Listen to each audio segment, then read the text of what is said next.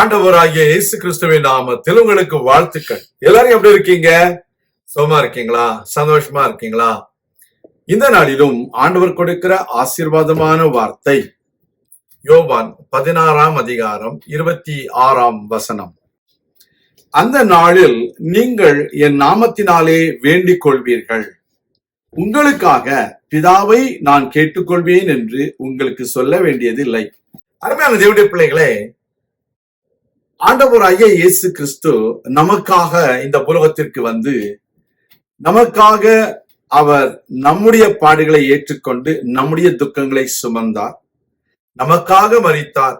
அவர் இப்பொழுதும் உயிர்த்தெழுந்து நமக்காக பரிந்து பேசிக் கொண்டிருக்கிறார்.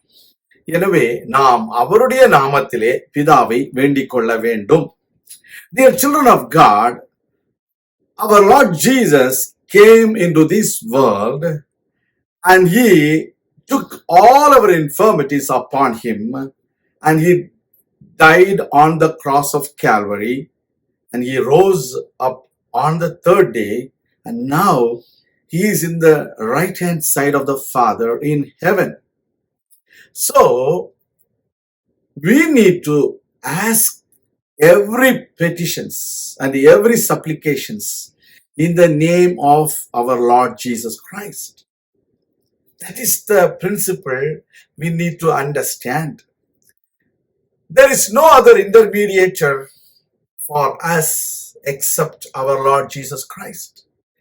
Only by the name of the Lord Jesus Christ we will receive everything from the Father. There are times people think that their forefathers, those who have died already, will intercede for them. That is not biblical. We need to understand only our Lord Jesus, he died for us and he rose on the third day for us, and now through him, by applying his name, we will receive everything from the Father. Because through our Lord Jesus Christ, we became children and we became sons and daughters, and we became friends of our Lord God the Father.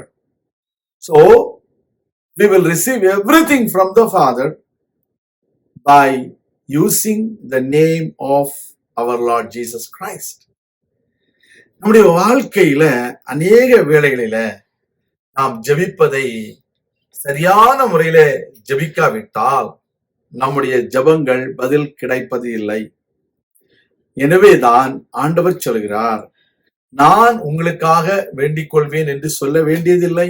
I don't need to tell you that I will intercede for you. Because the Father loves you, you will receive everything through my name. When you ask in my name, this is what Jesus says.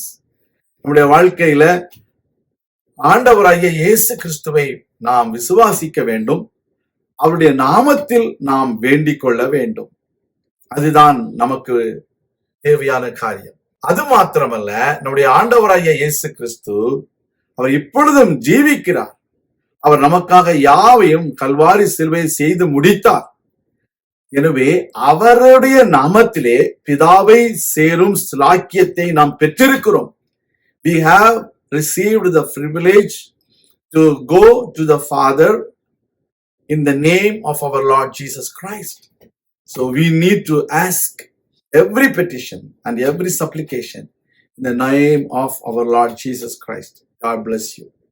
நாம் ஜெபிக்கலாம். எங்கள் அன்பின் பரலோக பிதாவே, உம்முடைய குமாரனாகிய இயேசு கிறிஸ்துவுக்காக உமக்கு நன்றி செலுத்துகிறோம். நீர் கொடுத்த அந்த நாமத்திற்காக உமக்கு நன்றி.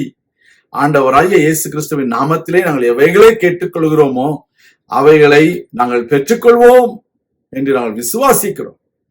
உமக்கு ஸ்தோத்திரம். நீரே எங்களோடு இருந்து எங்களை வழிநடத்தும், எங்களை பாதுகாத்து வழிநடத்தும், பெரிய காரியங்களை செய்திடும்.